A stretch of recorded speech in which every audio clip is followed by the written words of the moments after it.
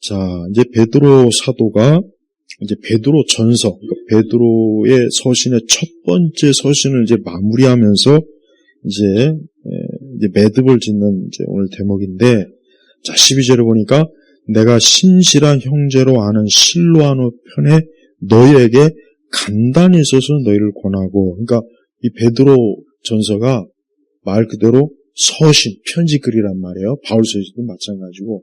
근데 이거를 바울이 직접적으로 이제 전달한 게 아니라 실로아노라고 하는 그 당시 어떤 성도에게 이제 이 편지를 전달한 거예요. 근데 중요한 게 뭐냐면 내가 신실한 형제로 아는, 이게 중요한 겁니다. 그러니까 이 실로아노 아는 사람은 어떤 사람이냐? 신실하다, 그러니까 믿을 만하다.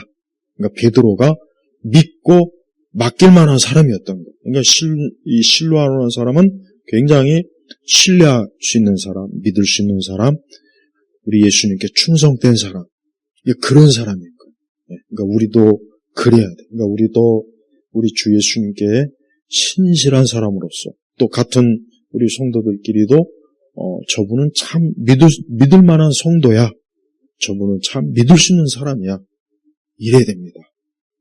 그냥 내가 실로아노 편에 이렇게 하지 않고, 왜 베드로 사도가 굳이 신실한 형제로 아는, 왜 이걸 왜 들어갔겠습니까? 실로아노라는 사람이 예수님에게 참으로 진실하고 참 예수님 앞에 온전한 참 성도이기 때문에 이런 참 명예로운 거죠. 정말 존귀하고. 그래서 우리 모두가 참 그런 사람이 돼야 되겠습니다. 그래서 이것이 하나님의 참된 은혜임을 증언하였다. 여기서 이것은 뭡니까? 그럼 베드로 서신 전체를 얘기하는 거예요. 우리가 그동안 이제 베드로 전서를 이제 조금씩 주일마다 공부했지 않습니까? 이 모든 것이 다 뭐냐? 참된, 그러니까 하나님의 참된, 바른, 하나님의 올바른 계시의 말씀이다. 이제 이런 것이고, 너희는 이 은혜 안에 견고히 서 있어라. 이 얘기가 뭐냐면, 결국은 우리 성도들이 하나님을 믿는 그 믿음 안에 굳게 서 있으라는 얘기예요. 거기서 흩어지지 말아라. 분명히 우리의 믿음을 파괴하려고 우리를 핍박도 할 수 있고, 유혹도 할 수 있고, 미혹도 할 수 있고, 시험에 들고 넘어지기도 할 수 있는 일들이 많지만, 절대 하나님 우리를 사랑하시니까 절대 거기에서 이탈하지 말고 은혜 안에 견고히 서 있어요. 그러니까 든든하게, 마치 건물의 기둥을 잘 이렇게 해야 이 건물이 이렇게 뭐가 와도 그냥 막 흔들리거나 무너지거나. 여러분, 우리가 이 고층 건물은 요즘은 이제 우리나라도 내진 설계를 하잖아요. 그러니까 내진 설계를 하는 것과 안 하는 것과 차이가 크답니다. 안 하는 거는 그냥 조금만 이렇게 지진이 와도 그냥 와르르 무너진대잖아요.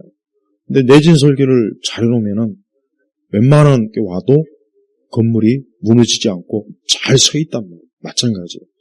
하여튼 우리의 신앙은요, 하루 24시간 공격받아요. 이건 정말 사실. 저도 역시 신앙생활에서 겪어보지만, 정말 이 믿음과 신앙은 하여튼 매 순간 공격받는구나.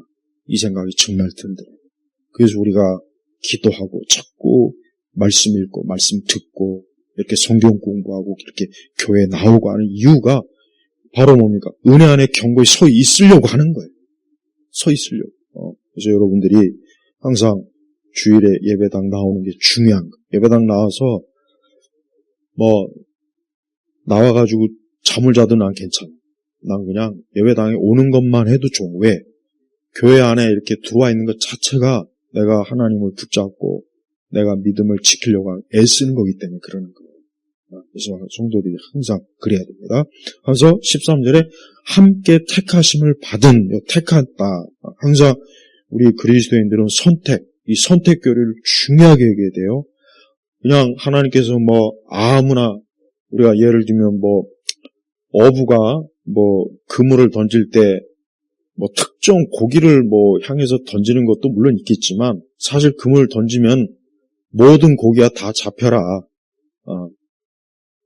근데 하나님께서 이 땅에 이 생명의 그물을 던질 때는 딱 하나님이 택한 사람만 그 그물 안에 들어가는 거예요. 같은 집안 식구라도 지독스럽게 예수님 안 믿는 사람이 있고 너무 잘 믿는 사람이 있어요. 왜 그럴까요?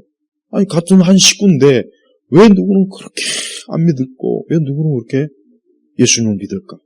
하나님의 택하심이에요. 다른 설명할 수 있는 이유가 없어요. 그래서 우리가 예수님 믿는 거는 내가 택함을 받았구나. 하나님 나를 택하니까 내가 이렇게 교회 다니고 예배드리고 하나님을 좀 찾는 거지.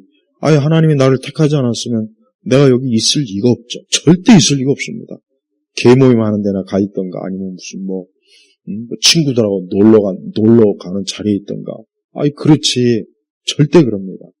내가 택함 받았다는 거 절대 잊지 마시고 바벨론에 있는 교회와 나의 아들 마가가 너에게 문안한다. 저는 이게 대체로 바벨론 하면은 솔직히 이미지가 안 좋거든요. 바벨론 하면은 이게 마귀의 그 사단 일단 성경은 바벨론에 대해서 좋은 얘기가 없어요.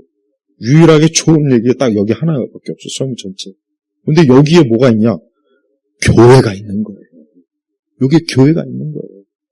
여러분 전 세계 어디나 저 북한에도 지하교회가 있어요. 분명히 있습니다. 물론 잡히면 그 자리에서 그냥 즉결 처형이에요. 북한에서. 저 중국에도 있어요. 중국에도 있고 이슬람권에도 있어요. 이슬람권에도 예수님을 믿는 사람이 있어요. 아랍인이지만 그 사방 천지가 막 무슬림들인데도 오직 하나님의 아들 예수님만이 구원자고 하나님을 성경을 통해서 믿는 것만이 다른 신이다라는 걸 알고 있는 아랍 사람이 있단 말이에요. 거기도 교회가 있다니까요. 그러니까 이 바벨론에 교회가 있는 건 당연한 거예요. 그러니까 우리가 이 땅에서 어디에든 교회는 있다. 거기 하나님의 택함 받은 하나님의 자녀가 꼭 있다는 거 명심하고 우리는 그들과 함께 하나님의 가족, 한 가족이에요. 서로 인종이 다르고 국적이 다르도 우리가 예수님을 통해서 하나님을 믿는 한 식구라는 걸 꼭 우리가 알고 있어야 됩니다. 나의 아들 마가가 너에게 문안한다. 너희가 사랑의 입맞춤으로 서로 문안하여라. 그리스도 안에 있는 너희 모두에게 평강이 있을지어다. 그래서 베드로 사도는 이 첫 번째 편지를 이제 보내면서 결국은 택함받은 하나님의 자녀들이 다 그리스도 안에서 평강, 그리스도 안에서 이 땅에서 평강은 오직 예수님을 믿는 그 안에만 평강이 있어요. 그리스도를 벗어나서는 평강이 없는 거예요. 그러면 세상 사람들이 그렇게 그냥 평안을 찾고 그렇게 좀 뭔가 찾기 위해서 막 어떻게 하면 평강이 있을까 해가지고 막 자기 나름대로 막 찾지 않습니까? 결론은 뭐예요? 없다는 거예요. 사실 없는. 그러니까 빌 게이츠도 예수님 믿지 않으면 그가 가지고 있는 그 많은 재산, 일론 머스크도 마찬가지고, 어느 누구라도 마찬가지. 영국의 그 찰스 왕도 마찬가지고, 누구라도 마찬가지. 그가 그리스도 예수님 안에 있지 않는 이상은 평강은 절대 없다. 그래서 그는 항상 어때요? 인간은 늘 내적으로 불안하고, 자꾸 뭔가 막 그래. 그러니까, 왜 사람들이 이렇게, 요즘 특히 우리나라 마약이 큰 문제인데 진짜 큰일이에요, 이거는. 이렇게 마약을 찾고, 이게 다른 게 아니에요. 평강을 원해서, 평강. 우리가 젊은 청년들도, 예수님을 믿어야 돼. 이게 우리 젊은 청년들이 예수님 안 믿고, 그 젊은 시기에 그렇죠, 젊은 시기에 다, 친구하고 놀고, 같이 세상 즐거움에 빠져서 시간 가는 줄 모르고 자기 젊음이 지나간 줄 모르고 막 그러잖아요. 조금만 나이 먹으면 이제 그 시기가 지났다. 그러니까 뭔가 이 평강을 찾으려고 하는 그 시도가 인간은 헛돼요.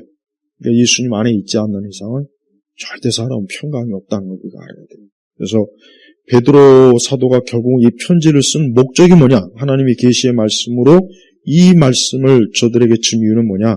모두가 그리스도 안에서 평강이 있기를 바라는 마음으로, 그러니까 베드로 사도가 이제 거의 곧 있으면 이제 예수님 곁으로 가는데 교회가 걱정이 되는 거예요. 교회가 걱정이 되는 거예요. 아유, 이 교회가 이 핍박을 잘 이길 수 있을까? 이 교회가 많은 이단들을 잘 분별할 수 있을까?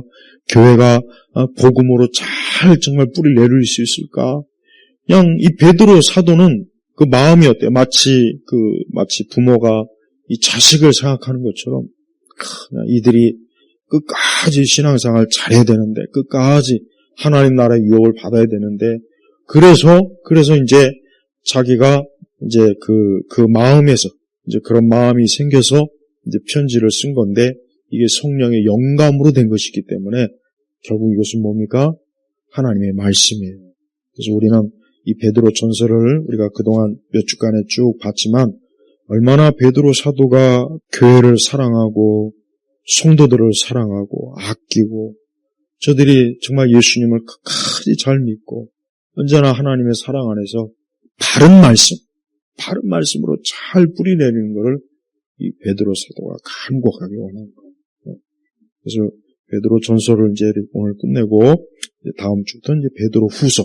그래서 베드로 사도가 또 어떤 편지로 참 하나님의 말씀을 사랑하는 주의 자녀들에게, 주의 백성들에게 이 전하는지, 그래서 베드로 후서를 이제 하나하나 이제 또 말씀을 우리가 보면 너무나 이 베드로 전서나 후서가 바울서시 못지않게 굉장히 중요한 말씀이 많아요. 굉장히 많습니다. 우리가 소홀할 수가 없어요. 그래서 다음 주에는 우리가 이 베드로 후서를 이제 조금씩 또 주일날 이렇게 성경 공부를 통해서 말씀을 공부하고, 그래서 우리가 우리의 영혼의 양식과 우리 마음의 지식, 또 항상 이 진리의 말씀으로 우리의 발걸음을 잘 나아가겠습니다. 기도하겠습니다. 하나님 아버지 감사합니다. 베드로 전서를 마칩니다. 이 말씀 전체 속에 있는 모든 귀한 주의 말씀, 주의 훈계, 또 주께서 하신 모든 경고와 모든 것들을 잊지 말고 늘 다시 한번 되새겨서 우리 온 교우들이, 성도들이 하나님의 말씀의 사람으로 살아가는 일에 부족함이 없도록 우리 온 성도들이 충만한 말씀의 사람들로 이끌어 주옵소서. 감사하며 우리 주 예수 그리스도의 이름으로 기도 올렸습니다. 아멘.